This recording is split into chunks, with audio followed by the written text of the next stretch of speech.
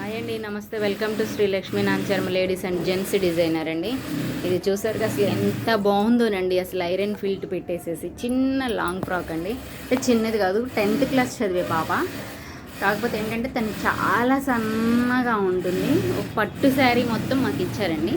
ఆ శారీని అంతా ఇలా డిజైన్ చేసాం. ఐరన్ ఫిల్ట్ బాక్స్ ఇప్పుడు ట్రెండింగ్లో ఉంది కదండి, దానికి ప్రింట్స్ కట్ పెట్టేసేసి చిన్నగా కొంచెం పఫ్ ఇలా ఇచ్చేసేసి డిజైన్ చేసాం.